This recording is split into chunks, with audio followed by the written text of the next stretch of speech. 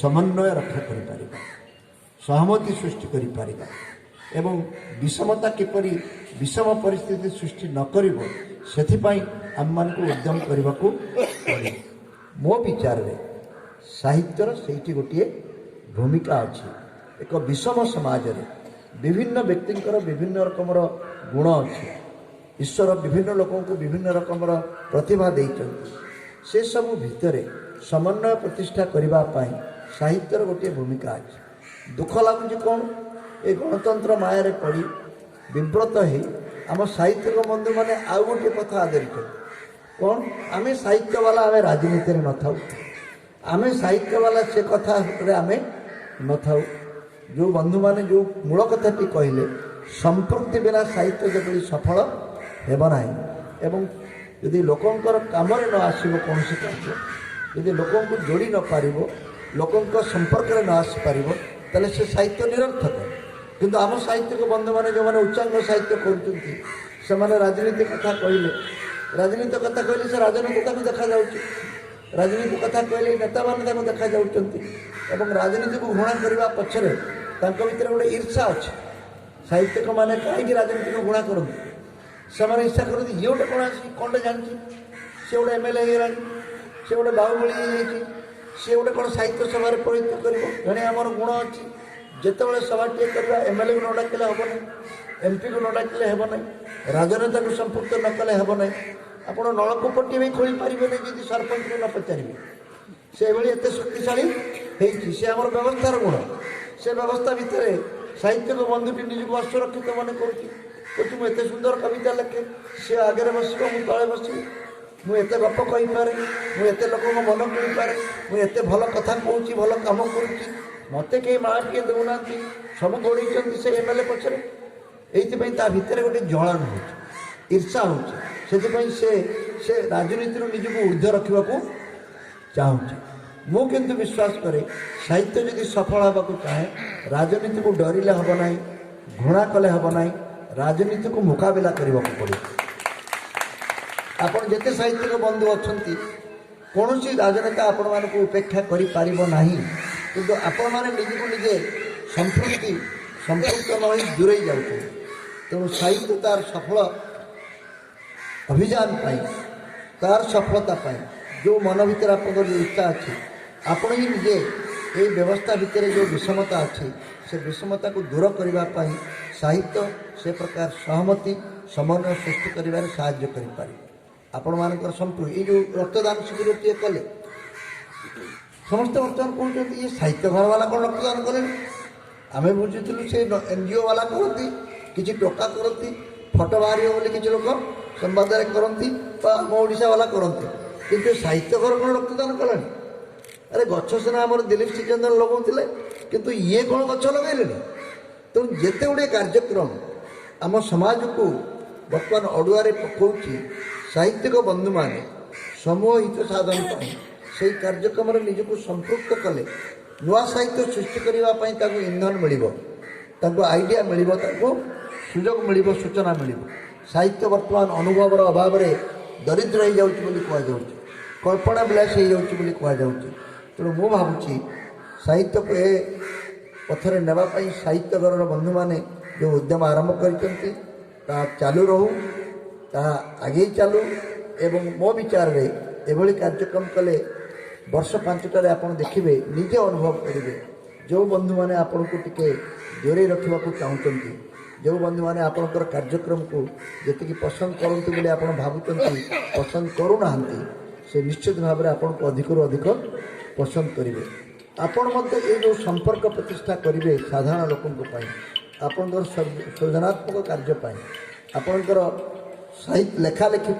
कविता गप एवं प्रबंध एगुड़ी को साहित्य बोली केवल कहूना एगुड़िक जो उपादान दरकार से उपादान पाइबे कौट बारंबार मु कही आसी अतीत भल साहित्य होता बर्तमान साहित्य अनुभव कंडाल होती तार छोटिया उदाहरण मुझे सदाबले दिए गोपीनाथ महांती जदि कोरापुट को बदली ही न था से भुवनेश्वर चाकरी था कोरापुट बदली करा जाई न था से जहाँ आदिवासी मान संपर्क लिखिपारे लिखिपारि था कि ଅନୁମାନ କରି ଲେଖିଥାନ୍ତେ, କଳ୍ପନା କରି ଲେଖିଥାନ୍ତେ। କୋରାପୁଟକୁ ଗଲେ, ତାଙ୍କ ସହିତ ମିଶିଲେ, ରହିଲେ, ତାଙ୍କର ଚଳଣି ଜୀବନୀ ତାଙ୍କ ବିଷୟରେ ଜାଣିଲେ, ତାପରେ ସେ ଯେଉଁ କାଳଜୟୀ ଉପନ୍ୟାସ ସବୁ ଲେଖିଲେ, ପରଜା ଲେଖିପାରିଲେ। ତାହା ସମ୍ଭବ ହେଇନଥାନ୍ତା ଯଦି ତାଙ୍କର ବଦଳି ହେଇନଥାନ୍ତା। ଆଜି ଦାସ ବେଣୁଙ୍କର ଯଦି ବଦଳି ମାଲକାନଗିରି ହେଇଯିବ, ସେ ପ୍ରଥମେ ଚିନ୍ତା କରିବେ ଯିବି କି ଯିବି ନାହିଁ, ବଦଳିଟା ବନ୍ଦ କରି ହେବ କି? ସମସ୍ତେ, ସବୁ ଅଧ୍ୟାପକ ବନ୍ଧୁମାନେ, ବାବାଜୀ ବାବୁ ଯାଇଥିଲେ କଳାହାଣ୍ଡି, ସେ ନିଜେ ସ୍ୱୀକାର କରିବାକୁ ପଡ଼ିବ ତାଙ୍କୁ, ସେ ମାନନ୍ତୁ କିମ୍ବା ନ ମାନନ୍ତୁ। କଳାହାଣ୍ଡି ଯିବା ଫଳରେ ଯେଉଁ 2 ବର୍ଷ ସେ କଳାହାଣ୍ଡିର ଭବାନୀପାଟଣା କଲେଜରେ ରହିଲେ, କଟିକିଆ ଲୋକ କଳାହାଣ୍ଡି ଯିବା ଫଳରେ ଓଡ଼ିଶାକୁ ଗୋଟେ ଭିନ୍ନ ଦୃଷ୍ଟିରେ ଦେଖିବା ପାଇଁ, ଓଡ଼ିଆ ଲୋକଙ୍କୁ, ଓଡ଼ିଆ ସମସ୍ୟାକୁ, ଓଡ଼ିଆ ପରମ୍ପରାକୁ, ଓଡ଼ିଆ ଜନଜୀବନକୁ ବୁଝିବା ପାଇଁ, ଜାଣିବା ପାଇଁ ସେ କିଛି ଉପାଦାନ ନିଶ୍ଚୟ ସେଠି ନେଇକି ଆସିଥିବେ, ଏ ବିଶ୍ୱାସ ମୋର ଅଛି। ମୋତେ ଏଇଟା ବିବ୍ରତ କରେ ନାହିଁ, କାରଣ ମୁଁ ପ୍ରାୟ ଓଡ଼ିଶାକୁ ବହୁତ ଥର ବୁଲି ଦେଖିଛି, ମୋତେ ଏଥିପାଇଁ ଭଲ ଲାଗେ, ସେଥିପାଇଁ ମୁଁ ଏଇଟା କହୁଛି ବୋଲି କହୁନାହିଁ। କିନ୍ତୁ ଅନୁଭବ ଯଦି ଅଧିକ ହେବ, ଆମ ସାହିତ୍ୟ ଆହୁରି ସମୃଦ୍ଧ ହେବ। ଏକଥା ସମସ୍ତେ କହିଛନ୍ତି। ଆମ ଓଡ଼ିଆ ସାହିତ୍ୟର ସମୃଦ୍ଧି ପାଇଁ ସମ୍ପୃକ୍ତି ନିହାତି ଦରକାର। ଏହି ସମ୍ପର୍କର ଯେଉଁ ପରିସରକୁ ବଢ଼ାଇବା ପାଇଁ ଆପଣମାନେ ବିଭିନ୍ନ କାର୍ଯ୍ୟକ୍ରମକୁ ହାତକୁ ନେବା ଦରକାର। ଏବଂ ଗଣତନ୍ତ୍ର ବ୍ୟବସ୍ଥାରେ ସାହିତ୍ୟର ଭୂମିକା ଏଇଥିପାଇଁ ଅଛି ଯେ ସେମାନେ ଏ ସମ୍ପୃକ୍ତିକୁ, ଏ ପ୍ରକାର ସମ୍ପର୍କକୁ, ଗଣତାନ୍ତ୍ରିକ ବ୍ୟବସ୍ଥାରେ ଭଲ ଲୋକଟିଏ କେମିତି ରାଜନୀତିକୁ ଆସୁ, ରାଜନୀତିରେ କିପରି ଉପରକୁ ଯାଉ, ସେ କେମିତି ଆମର ଶାସକ ହେଉ, ସେଥିରେ ଆପଣଙ୍କର ଗୋଟେ ପ୍ରଚ୍ଛନ୍ନ ଭୂମିକା ଅଛି। ରାଜନୀତିରେ ସମ୍ପୃକ୍ତ ହେବାର ମାନେ ନୁହେଁ ନିର୍ବାଚନ ଲଢ଼ିବା ବା ପତାକା ଧରି ଆନ୍ଦୋଳନ କରିବା ବା ଜିନ୍ଦାବାଦ କରିବା ବା ମୁର୍ଦ୍ଦାବାଦ କରିବା। ଆପଣ ଆପଣଙ୍କର ପ୍ରଭାବ କ୍ଷେତ୍ରକୁ ଯଦି ନିଜ ନିୟନ୍ତ୍ରଣରେ ରଖିପାରିବେ ଏବଂ ଅନ୍ୟମାନଙ୍କ କଥା ଚିନ୍ତା କରିବା ପାଇଁ ଯଦି ସମୟ ଦେବେ, ତାହେଲେ ଦେଖିବେ ଆପଣଙ୍କର ଶକ୍ତି କିପରି ଭାବରେ ବୃଦ୍ଧି ହେଉଛି। ଆଜି ପ୍ରତ୍ୟେକ ନେତା ଶକ୍ତିହୀନ ନେତା, ତା ପଛରେ ନାହିଁ, ସଦାବେଳେ ସେ ଚିନ୍ତାରେ ଅଛି ଆଗାମୀ ନିର୍ବାଚନ ମୁଁ ଜିତିବି ନା ହାରିବି, କେତେ ପଇସା ମୋତେ ଖର୍ଚ୍ଚ କରିବାକୁ ପଡ଼ିବ, ଏତେ ପଇସା ମୁଁ କେଉଁଠୁ ଆଣିବି, ତେଣୁ ପିସି ନ ନେଲେ ସେ ପଇସା ଆସିବ କେଉଁଠୁ? ତେଣୁ ସେ ସେଇମାନଙ୍କ ସହିତ ଯୋଡ଼ି ହୋଇଯାଉଛି ଯେଉଁମାନଙ୍କ ଦ୍ୱାରା ସମାଜ ନିର୍ମାଣ ହୋଇପାରେ ନାହିଁ। ଆପଣମାନଙ୍କ ସହିତ ଯୋଡ଼ି ହେଲେ ତାର ଯେଭଳି ଭାବରେ ଉତ୍ତରଣ ହୁଅନ୍ତା, ସେ ଉତ୍ତରିତ ହୋଇପାରୁନାହିଁ। ସେଇଥିପାଇଁ ଆଉ ଆପଣମାନେ ମଧ୍ୟ ତାକୁ ପସନ୍ଦ କରିବାକୁ ରାଜି ନୁହନ୍ତି। ଯା ଯା ଯା ଯା ଯା ଯା ତେଣୁ ସାହିତ୍ୟିକ ବନ୍ଧୁମାନେ ଏବଂ ରାଜନୈତିକ ବନ୍ଧୁମାନେ, ସେମାନଙ୍କ ଭିତରେ ଗୋଟେ ମଣିକାଞ୍ଚନର ସଂଯୋଗ ହେଲେ ଗଣତନ୍ତ୍ର ଏବଂ ବର୍ତ୍ତମାନର ଯେଉଁ ଅବକ୍ଷୟମୁଖୀ ଗଣତନ୍ତ୍ର ବ୍ୟବସ୍ଥା ଭିତରେ ଆପଣ ଆଉଟ୍ ପାଉଟ୍ ହେଉଛନ୍ତି ବା ନିଜକୁ ଅସହାୟ ମନେ କରୁଛନ୍ତି, ସେଥିରୁ ଆପଣ ମୁକ୍ତି ପାଇପାରିବେ। ଇଏ ଗୋଟିଏ ମୁକ୍ତି ସଂଗ୍ରାମରେ ଆପଣମାନେ ଯୋଗ ଦେଇଛନ୍ତି ବୋଲି ଭାବନ୍ତୁ। କିଛି କିଛି ଲୋକ ତ କହିଲେଣି ଯେ ପ୍ରଥମ ସ୍ୱାଧୀନତା ସଂଗ୍ରାମ କାମ ସରିଗଲା, ଏବେ ଦ୍ୱିତୀୟ ସ୍ୱାଧୀନତା ସଂଗ୍ରାମର ଆବଶ୍ୟକତା ଅଛି। ସାହିତ୍ୟିକମାନେ ସେହି ଦ୍ୱିତୀୟ ସ୍ୱାଧୀନତା ସଂଗ୍ରାମର ନେତୃତ୍ୱ ନେବେ। ଆମର ପ୍ରଥମ ସ୍ୱାଧୀନତା ସଂଗ୍ରାମର ନେତୃତ୍ୱ ଓକିଲମାନେ ନେଇଥିଲେ ଏବଂ ଅନ୍ୟ ସମାଜସେବୀମାନେ ନେଇଥିଲେ। ଦ୍ୱିତୀୟ ସ୍ୱାଧୀନତା ସଂଗ୍ରାମରେ ସାହିତ୍ୟିକମାନେ ତାଙ୍କର ନେତୃତ୍ୱ ନେବେ ବୋଲି ମୋର ବିଶ୍ୱାସ ରଖି ମୋର ବକ୍ତବ୍ୟ ସାଙ୍ଗ କରୁଛି। ବହୁତ ବହୁତ ଧନ୍ୟବାଦ। ଧନ୍ୟବାଦ ଶ୍ରୀଯୁକ୍ତ ପଟ୍ଟନାୟକ ମହୋଦୟ। ସାହିତ୍ୟ ଏବଂ ଅନ୍ୟ କାର୍ଯ୍ୟକ୍ରମ ସହିତ ତା'ର ସମ୍ପୃକ୍ତି, ବିଶେଷ କରି ସାହିତ୍ୟିକମାନେ ଯେଉଁ ଟିକେ ରାଜନୀତି ପ୍ରତି ପଛୁଆ ହୋଇଯାଉଛନ୍ତି, ତାଙ୍କ ପାଇଁ ଏଇଟା ଏକ ପ୍ରକାର ପ୍ରୋତ୍ସାହନ, ଆଶା ଏବଂ ବିଶ୍ୱାସ। ତାଙ୍କର ଦୀକ୍ଷାନ୍ତ ବକ୍ତବ୍ୟ ସମସ୍ତ ସାହିତ୍ୟପ୍ରେମୀମାନଙ୍କୁ ପ୍ରୋତ୍ସାହିତ କରିଥିବ, ଏହା ନିଃସନ୍ଦେହ। ବର୍ତ୍ତମାନ ଯେଉଁ ବରେଣ୍ୟ ଅତିଥିମାନେ ତାଙ୍କର ବହୁମୂଲ୍ୟ ସମୟ ଦେଇ ଆମ ପାଖରେ ଉପସ୍ଥିତ ରହି ଆମମାନଙ୍କୁ ଉତ୍ସାହିତ କରିଛନ୍ତି, ତାଙ୍କୁ ସମ୍ବର୍ଦ୍ଧନାର ପର୍ବ, ଏହି ପର୍ବକୁ ପରିଚାଳନା କରିବା ପାଇଁ ଅନୁଷ୍ଠାନର ଉପଦେଷ୍ଟା ପ୍ରାଧ୍ୟାପକ ଶ୍ରୀଯୁକ୍ତ ପାଣିଗ୍ରାହୀଙ୍କୁ ଅର୍ପଣ କରୁଛୁ। ସମ୍ବର୍ଦ୍ଧନା ନୁହେଁ, କେବଳ ଶ୍ରଦ୍ଧାର ଉପହାର। ମୁଁ ମଞ୍ଚ ଉପରକୁ ଡାକିବି ସୁଶ୍ରୀ ପ୍ରତିଭା ପ୍ରଧାନ ଏବଂ ସହ ସମ୍ପାଦକ ମାନସ ରଞ୍ଜନଙ୍କୁ ଟିକେ ଆସିବେ କ୍ରମାନ୍ୱୟରେ। ପ୍ରଥମେ ଆମେ ଶ୍ରଦ୍ଧାର ଉପହାର ଦେଉଛେ ଆଜିର ମୁଖ୍ୟ ଅତିଥି ସମ୍ମାନନୀୟ ଶ୍ରୀଯୁକ୍ତ ଡକ୍ଟର ବାବାଜୀ ଚରଣ ପଟ୍ଟନାୟକ ମହୋଦୟଙ୍କୁ ବେଗୁନିଆ ସମ୍ବାଦ ସାହିତ୍ୟ ଘରର ସଶ୍ରଦ୍ଧ ଉପହାର ମୁଁ ଆଶା କରିବି। ସାର୍ ଟିକେ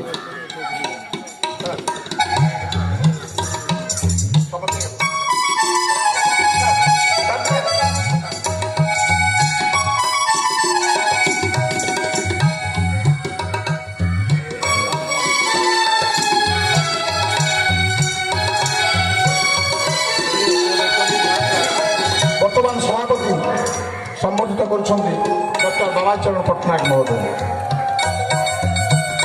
ଜୋରଦାର କରତାଳି ସ୍ୱାଗତ କରିପାରିବୁ। ବର୍ତ୍ତମାନ ଶ୍ରୀଯୁକ୍ତ ଦାସବେହେରା ମହୋଦୟଙ୍କୁ ଆଜିର ବିଶେଷ ଅତିଥି ସମ୍ବର୍ଦ୍ଧିତ କରିବାକୁ ମଧ୍ୟ ମୁଁ ଅନୁରୋଧ କରୁଛି। ଆମ ଡାକ୍ତର ଅମରେନ୍ଦ୍ରନାଥ ମହାପାତ୍ର ବରିଷ୍ଠ ଉପଦେଷ୍ଟା ସମ୍ବାଦ ସାହିତ୍ୟକାର ସମ୍ବର୍ଦ୍ଧିତ କରିବେ ଶ୍ରୀଯୁକ୍ତ ଦାସବେହେରା ବିଶିଷ୍ଟ ସାହିତ୍ୟିକ ଏବଂ ସ୍ତମ୍ଭକାରଙ୍କୁ। ଡାକ୍ତର ଅମରେନ୍ଦ୍ର ମହାପାତ୍ରଙ୍କ ନିରନ୍ତର ଭୌତିକ ସହାୟତା ସମୃଦ୍ଧ କରିଛି ଆମର ସମ୍ବାଦ ସାହିତ୍ୟକାରକୁ ଡାକ୍ତର ଅମରେନ୍ଦ୍ରନାଥ ମହାପାତ୍ର।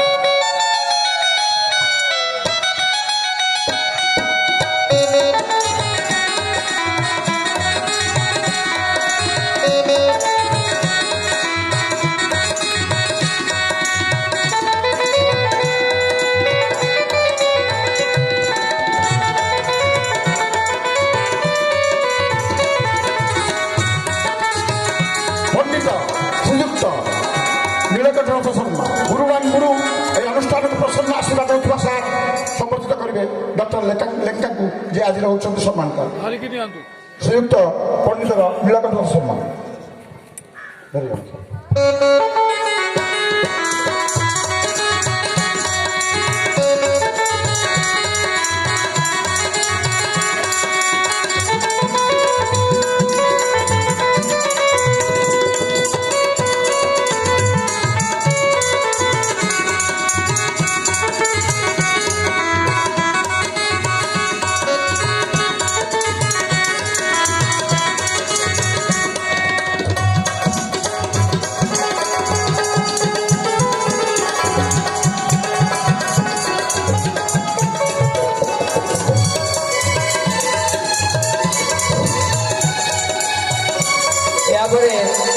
ଆଜିର ମୁଖ୍ୟ ଆମର ଯିଏ ଉଦ୍ଘାଟକ ଯାହାଙ୍କ କରକମଳରେ ଆଜିର ଅନୁଷ୍ଠାନ ଆଜିର କାର୍ଯ୍ୟକ୍ରମ ଉଦ୍ଘାଟିତ ହୋଇଛି ସେ ହେଉଛନ୍ତି ଆମ ଘରର ମୁରବୀ। ଆମ ଘରର ମୁରବୀକୁ ସମ୍ମାନିତ କରିବା ପାଇଁ ଆମର ଘରର ମୁରବୀ ଯିଏ ପ୍ରାଧ୍ୟାପକ ଶ୍ରୀଯୁକ୍ତ ପାଣିଗ୍ରାହୀ ତାଙ୍କୁ ଅନୁରୋଧ କରୁଛି।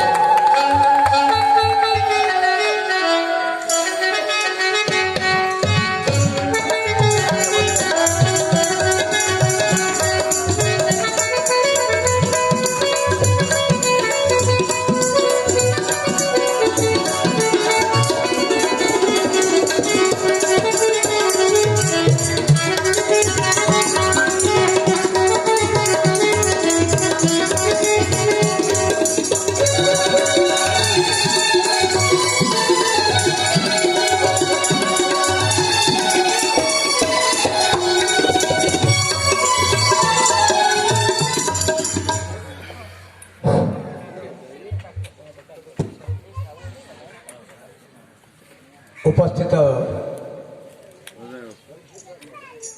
ଆଜିକାର କାର୍ଯ୍ୟକ୍ରମର ବରେଣ୍ୟ ଉଦ୍ଘାଟକ, ବରେଣ୍ୟ ମୁଖ୍ୟ ଅତିଥି, ବରେଣ୍ୟ ବିଶେଷ ଅତିଥି, ଆମ ରାଜ୍ୟ ସଂଯୋଜିକା, ଅନୁଷ୍ଠାନର ସମ୍ପାଦକ, ଅନୁଷ୍ଠାନର ଉପଦେଷ୍ଟା, ସର୍ବୋପରି ଆପଣମାନେ ଯେଉଁମାନେ ଏହି କାର୍ଯ୍ୟକ୍ରମକୁ ଅଧିକ ସମୃଦ୍ଧ, ସରସ, ସୁନ୍ଦର ଏବଂ ମଧୁମୟ କରିଛନ୍ତି, ଯାହାଙ୍କର ଅତୀତ ଦିନରେ ନୀରବ ସମର୍ଥକ, ସହଯୋଗ, ସହାନୁଭୂତି, ସଦିଚ୍ଛା, ସାହାଯ୍ୟ ଆଜିର କାର୍ଯ୍ୟକ୍ରମକୁ ସଫଳ କରିବା ସହିତ ବିଗତ ଦିନରେ ବିଗତ ବର୍ଷ 2 ବର୍ଷ ଭିତରେ ଯେତେ ଗୁଡ଼ିଏ କାର୍ଯ୍ୟକ୍ରମ ହେଇଛି ବିଭିନ୍ନ ସ୍ଥାନରେ ବିଭିନ୍ନ ଗାଁ ବୁଲିକି ଆମର ଶ୍ରୀଯୁକ୍ତ ପଟ୍ଟନାୟକଙ୍କର ଯେଉଁ ଘର କଥା, ଆମେ ଗୋଟିଏ ଗାଁର ଗୋଟିଏ ଘରେ ଗୋଟେ ଚାଳ ଓଳି ତଳେ ଡାକି ବସିକିରି ସାହିତ୍ୟକର କାର୍ଯ୍ୟକ୍ରମ କରୁଛୁ। ସେଥିପାଇଁ କିଛି ଦରକାର ନାହିଁ, ଚୌକି ଟେବୁଲ ଭଲ ମନ୍ଦ କିଛି ଦରକାର ନାହିଁ। ସବୁ ଆମେ ଡାକବାଜି ଯନ୍ତ୍ର ଇତ୍ୟାଦି ସବୁ ଗାଡ଼ିରେ ବହନ କରିକି ନେଇକି ଯାଇକରି ଏ କାର୍ଯ୍ୟକ୍ରମକୁ ଆମେ ସଫଳ ରୂପାୟନ କରୁଛୁ ଏବଂ ଆପଣମାନଙ୍କର ସକ୍ରିୟ ସହଯୋଗ ଯେଉଁଥିପାଇଁ ଆମ ସମସ୍ତ କାର୍ଯ୍ୟକ୍ରମର ଆଜି ଏକ ସଫଳ ଉପଲବ୍ଧି ଆମମାନେ ଅନୁରୋଧ କରୁଛେ। ତେଣୁ ସମସ୍ତଙ୍କୁ ଆପଣମାନଙ୍କୁ ବିଶେଷ କରି ଅଧିକ ଧନ୍ୟବାଦ ଜଣାଇଲେ। ଦିନ ଥିଲା ସରକାର ପ୍ରଥମେ ବହୁତ ପ୍ରୋତ୍ସାହିତ କରୁଥିଲେ ଯେ 2ଟି ଛୁଆ ପରେ ଅପରେସନ ହେବ, ଏ କାର୍ଯ୍ୟକ୍ରମ ଚାଲିଲା। କିନ୍ତୁ ବର୍ତ୍ତମାନ ଆପଣ ଅନୁଭବ କରୁଥିବେ ଗୋଟିଏ ଝିଅ ପରେ ଆଉ ବା ଗୋଟିଏ ପୁଅ ପରେ ଆଉ କେହି ଆଉ ଛୁଆ ଜନ୍ମ କରିବାକୁ ଇଚ୍ଛା କରୁନାହାନ୍ତି। କିନ୍ତୁ ପ୍ରଥମେ ଯେ ନିଶ୍ଚିତ ଭାବେ ଏକ କଷ୍ଟଦାୟକ ହେବ। କିନ୍ତୁ ତାପରେ ଇଏ ଖାଲି ସାହିତ୍ୟ ଘର ହେଇ ରହିବନି, ଇଏ ପ୍ରତି ଘର ସମ୍ବାଦ ସାହିତ୍ୟ ଘର, ପ୍ରତି ଘର ଘରେ ନିଶ୍ଚିତ ଭାବେ ଯାଇ କାର୍ଯ୍ୟ କରିବ। এই ଆଗାମୀ ଦିନରେ ନିଶ୍ଚିତ ଭାବେ ଏ ସ୍ୱପ୍ନ ସଫଳ ହେବ। ଆଉ ସାର୍ ଯେଉଁ ତାଙ୍କର ମାନବ ସନ୍ତାନକୁ ଜନ୍ମ ଦେଇଛନ୍ତି, ଏକ ନିଆରା ମଣିଷ। ଆପଣ ସମ୍ବାଦ ପଢ଼ିଲେ ଜାଣିପାରିବେ ସେଥିରେ କେଉଁ ସ୍ୱାଦଟା ନାହିଁ। ଯେତେ ପ୍ରକାର ସ୍ୱାଦ କହନ୍ତୁ, ସାହିତ୍ୟ କହନ୍ତୁ, ଇଏ ଯେତେ କଥା ଅଛି ସେଥିରେ ଯେତେ ପ୍ରଭାବଣ୍ଡା ବାହାରୁଛି, ଭଲ ମନ୍ଦ ଏସବୁ କଥା। ଥରେ ସାହିତ୍ୟକର ରାଜ୍ୟ ବୈଠକରେ ମୁଁ ପ୍ରଶ୍ନ କରିଥିଲି, ସାରେ ଏଇ ଯେଉଁ କିଛି ମାନେ ଆମେ ଯାହାକୁ ଅଶ୍ଳୀଳ ବୋଲି ଭାବୁଛେ, ପ୍ରକୃତ ସେଇଟା ଅଶ୍ଳୀଳ ନୁହେଁ, ସେଇଟା ଆମର ଭାରି ଶାଳୀନତା ଭିତରେ କାର୍ଯ୍ୟ କରେ। ଏସବୁ ପ୍ରଭାବଣ୍ଡା କାହିଁକି ସେଥିରେ ବାହାରୁଛି? ସାର୍ ତାଙ୍କର ବକ୍ତବ୍ୟରେ କହିଲେ, ଗୋଟିଏ ପତ୍ରିକା ଛାପିବା ପାଇଁ 35 ଟଙ୍କା ସମଥିଙ୍ଗ ନା କେତେ ଖର୍ଚ୍ଚ ହେଉଛି, ମୋର ଏକ୍ଜାକ୍ଟଲି ମନେ ପଡ଼ୁନି। କିନ୍ତୁ ଆପଣ ପାଉଛନ୍ତି କେତେ ଟଙ୍କାରେ? ନା 5 ଟଙ୍କାରେ। ଆଉ ପଇସା ଆସିବ କୁଆଡ଼ୁ? ତେଣୁ କିଛି ବିଜ୍ଞାପନ ଆମକୁ ବିଭିନ୍ନ ଦୃଷ୍ଟିଭଙ୍ଗୀରୁ ବିଭିନ୍ନ ଦୃଷ୍ଟିଭଙ୍ଗୀରୁ କିଛି ବିଜ୍ଞାପନ ଆମକୁ ଛାପିବାକୁ ପଡ଼ିବ। ତେଣୁ ଆପଣମାନେ ଏଥିପାଇଁ ସାହିତ୍ୟ ପ୍ରେମୀମାନେ, ସାମ୍ବାଦିକ ପ୍ରେମୀମାନେ ବା ସମ୍ବାଦ ପ୍ରେମୀମାନେ ଏଥିରେ ନିରୁତ୍ସାହିତ ହେବା ଆଦୌ ଉଚିତ।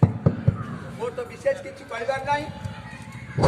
ଆପଣମାନେ ବିଗତରେ ଯାହା ଯାହା ସବୁ ଶୁଣିଲେ, ସାହିତ୍ୟର ବିଭିନ୍ନ ଦିଗ ହେଉ, ସାହିତ୍ୟକୁ ସମୃଦ୍ଧ କରିବା ହେଉ, ସାହିତ୍ୟର ସମ୍ପୃକ୍ତି ବିଷୟରେ ହେଉ, ନିଶ୍ଚିତ ଭାବେ ଇଏ ଆପଣମାନଙ୍କୁ ଉତ୍ସାହିତ କରିଥିବ, ପ୍ରୋତ୍ସାହିତ କରିଥିବ, ପ୍ରେରଣା ଦେଇଥିବ।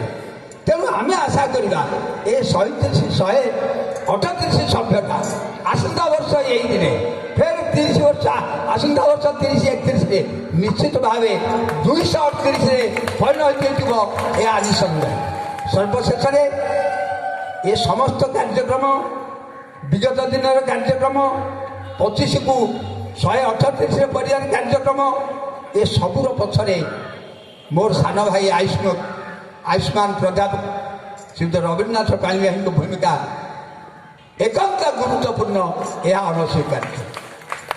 ତେଣୁ ସମସ୍ତଙ୍କୁ ଧନ୍ୟବାଦ ଦେଉଛି, ତାକୁ ଆଶୀର୍ବାଦ କରୁଛି। ସେ ଏ କାର୍ଯ୍ୟକ୍ରମକୁ ଆମ ସମସ୍ତଙ୍କୁ ସାଥିରେ ନେଇ ଆହୁରି ଅଧିକ ଭାବରେ ତ୍ୱରାନ୍ୱିତ କରୁ, ଏହା ହିଁ କାମନା। ଆଉ ସମସ୍ତ ଅତିଥିମାନଙ୍କୁ ପ୍ରଣାମ କରିବା ସହିତ ଏ ସମ୍ବାଦ ସାହିତ୍ୟକାରୀ ବେଗୁନିଆ ପ୍ରତି ତାଙ୍କର ଯେପରି ସମସ୍ତ ଭାବେ ଭଲ ସ୍ୱତନ୍ତ୍ର ଦୃଷ୍ଟି ରହେ ତାର ଅନୁରୋଧ ରଖି ମୋ ବକ୍ତବ୍ୟ ଶେଷ କରୁଛି। ଜୟ ଜଗନ୍ନାଥ।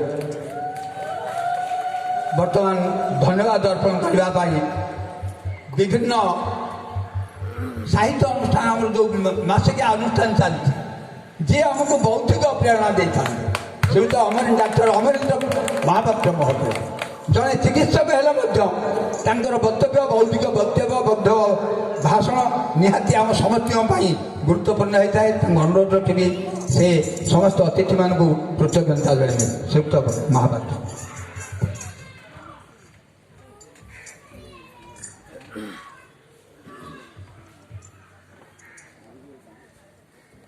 କଥା ଥାଏ ଏ ମନ ଭାବୁଥାଇ ଯାହା କାଳେ ପ୍ରାପ୍ତ ହୁଏ ତାହା। ଯେତେବେଳେ ଆମେ ଗୋଟିଏ ସଭାଟି ଆୟୋଜନ କରନ୍ତି, ତାର ଏକ ପାରମ୍ପରିକତା ଭିତରେ କେବଳ ଥାଏ ସ୍ୱାଗତ ଭାଷଣ ଏବଂ ସଭା ଶେଷରେ ଥାଏ ଧନ୍ୟବାଦ ଅର୍ପଣ।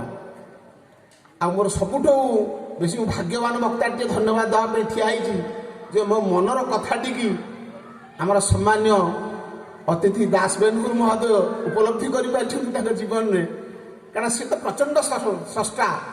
କାରଣ ଓଡ଼ିଶାରେ ବୁଡ଼ି ଯାଉଥିବା ଢଗଢମାଳିକି ନେଇକରି ଯେତେ ସାହିତ୍ୟ ରଚନା କରାଯାଏ, ଯେଉଁଥିରେ କେବଳ ସମାଜକୁ ଗଢ଼ି ହେବାର ଜିନିଷ ସାହିତ୍ୟ ଢଗଢମାଳି ଭିତରେ, ଓଡ଼ିଶାର ବିଭିନ୍ନ ପ୍ରାନ୍ତରେ ରହିଛି ଢଗଢମାଳିର ପ୍ରଚଳନ।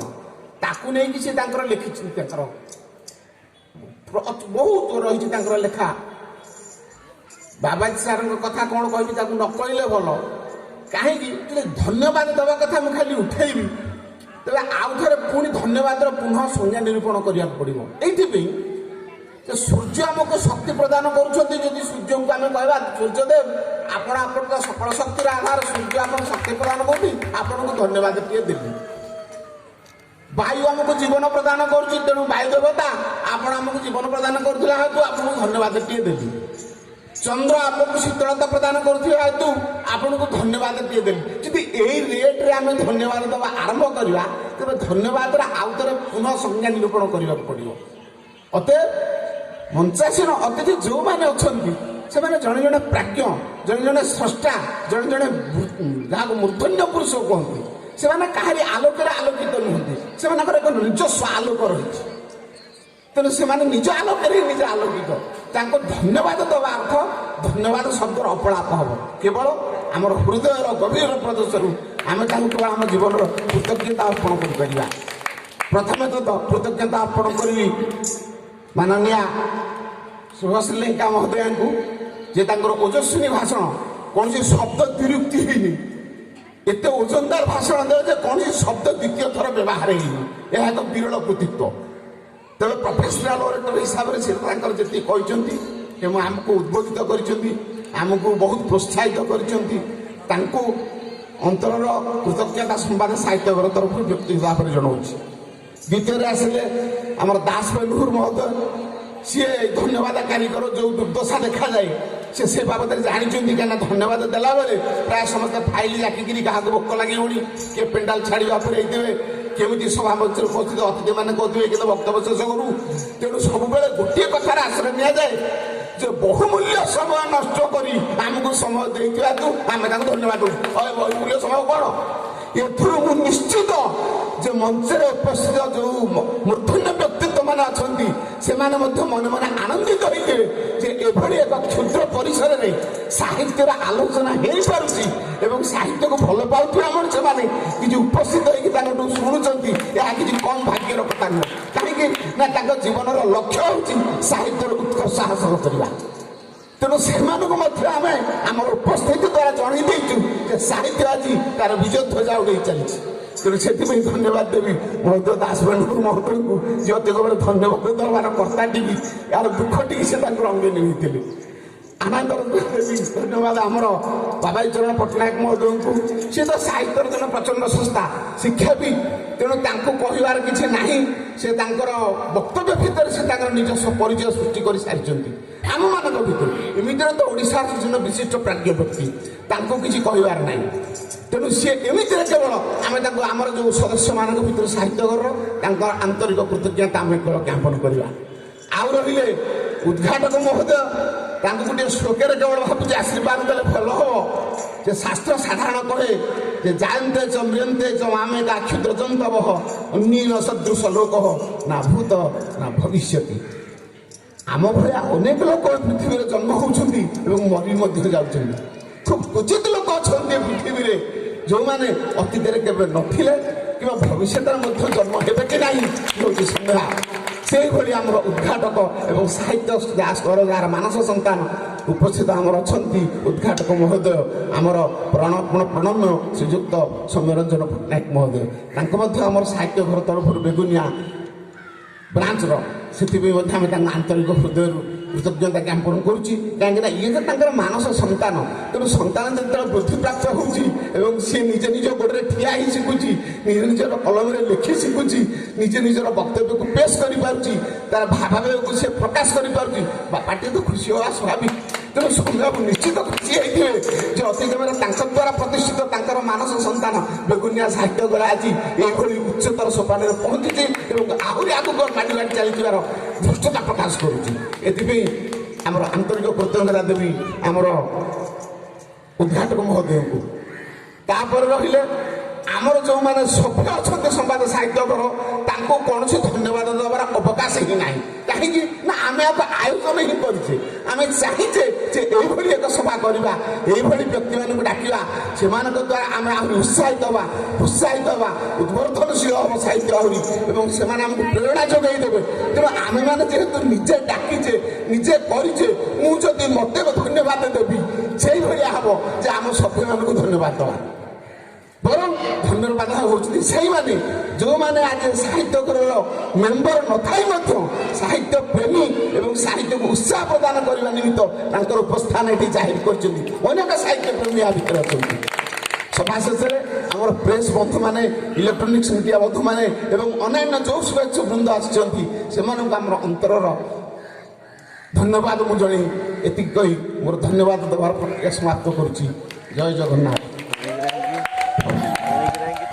ବହୁତ ଧନ୍ୟବାଦ ଡକ୍ଟର ଅମରେନ୍ଦ୍ର ମହାପାତ୍ର ମହୋଦୟ। ବର୍ତ୍ତମାନ ପ୍ରଥମ ଦିନର ପ୍ରଥମ ପର୍ଯ୍ୟାୟ ବୈଠକ ବର୍ତ୍ତମାନ ସାଙ୍ଗ କରାଗଲା। ଆପଣମାନଙ୍କୁ ବିନମ୍ର ନିବେଦନ, ମଧ୍ୟାହ୍ନ ଭୋଜନର ସମସ୍ତଙ୍କ ପାଇଁ ବ୍ୟବସ୍ଥା ଅଛନ୍ତି। ସମସ୍ତେ ଯେତେକ ବନ୍ଧୁ ସାହିତ୍ୟ ପ୍ରେମୀ ଏଠାରେ ଉପସ୍ଥିତ ଅଛନ୍ତି। ସମସ୍ତେ ବିଦ୍ୟାଳୟ ପରିସରରେ ମଧ୍ୟାହ୍ନ ଭୋଜନ ବ୍ୟବସ୍ଥା ହେଇକି ଯାଇକି ହଁ, ଆଉ ତାପରେ ଦ୍ୱିତୀୟ ପର୍ଯ୍ୟାୟ ବୈଠକ ହେବ। ଡକ୍ଟର ହରିହର କାନୁନଗୋ, ଆମ ଓଡ଼ିଶାର ସମ୍ପାଦକ ସ୍ୱରାଜ ମିଶ୍ର ମହୋଦୟ ଆସିବେ। ଆହୁରି ତାଙ୍କଠୁ ଆହୁରି ଅଧିକ ଭଲ କଥା ଆମେ ନିଶ୍ଚୟ ଶୁଣିବା। ତେଣୁ ମଧ୍ୟାହ୍ନ ଭୋଜନ ପରେ ମୋର ବିନମ୍ର ନିବେଦନ, ଆପଣମାନେ ପୁଣି ଆସି ଆପଣ ପୂର୍ବବତ୍ ନିଜ ସ୍ଥାନ ଅଳଙ୍କୃତ କଲେ ଏ କାର୍ଯ୍ୟକ୍ରମ ସଫଳ ହେବ। ଜୟ ଜଗନ୍ନାଥ, ଜୟ ଜଗନ୍ନାଥ, ଜୟ ଜଗନ୍ନାଥ।